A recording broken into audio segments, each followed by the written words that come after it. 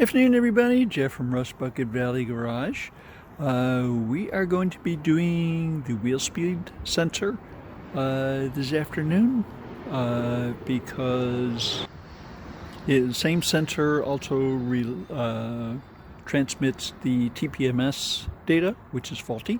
So we went to Napa, and not a sponsor, and we have the new wheel speed sensor, and that's how it comes. Just like a big old coil of wire with a sensor and a plug on it. So we're going to head and we're going to take the other one off. We got the wheel off. We got it up on a jack. We've used our giant socket, just this one right here, and a pry bar to get this giant nut off here. We've taken the two 13mm bolts out of the back of the brake caliper, and that's ready to come off. There's a nut right here that you must capture, and that is 5/8 to let you take that out, because otherwise the whole assembly turns. So just the whole caliper comes off. There's also these little clips on here that they keep the rotor in place. So if you can take a hammer and a screwdriver and you can just get them going, you can take and undo these things with your fingers, and they come off pretty easily.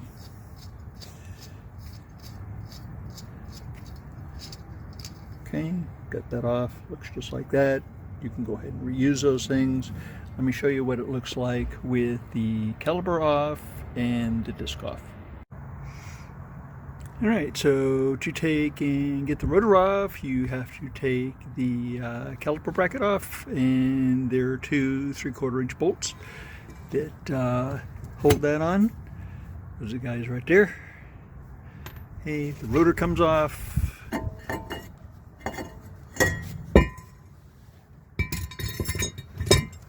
There is the sensor right there. The only thing is you cannot get that out. The reason I pulled the big nut off here is because you must pull the hub off to take and get that out. I've had to take and release the cable.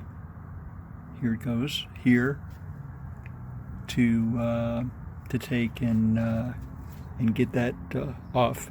So we'll be taking the hub away as well, because this hole in the backing plate right here is too small to allow the sensor to take and come out. So you must take and pull the hub off. So we'll be pulling the hub off and show you what that looks like. So after you take the three 12mm, these are 12-point bolts out of the back of the hub, take the persuader tool, which is this one right here that identifies as a hammer. It's the only tool I have that identifies as a hammer, and give it a couple of wraps, and this hub will come off just like that, because I've had it off before. And I have anti-seize on it, so the backing plate comes off, and I've previously taken the 10mm screw out of the sensor, and the sensor is ready to be replaced. So to take and put everything back together, just put the new sensor in the hub first, and that's right there. And then feed that through the back plate, and it will take and go back together very sweetly. The connector, you have to follow the connector. Here it is, here, and it's actually right here behind the shock tower. Okay, and look at the connector on the replacement part and see what it looks like. and see what you're going to have to do to get it out. There is a hole that is right here, that is behind here, that there's a barbed fitting on the new connector. So you can see the hole right there, and there's a barb. It's right there, and you can take and see where the connector actually is to take and get that loose. They give you a little area right here where you can take and bend the dirt shield up, and you can get your pliers in there, and you can take and pull that out and snap that connector apart. Okay, so not too bad a job. About an hour start finish.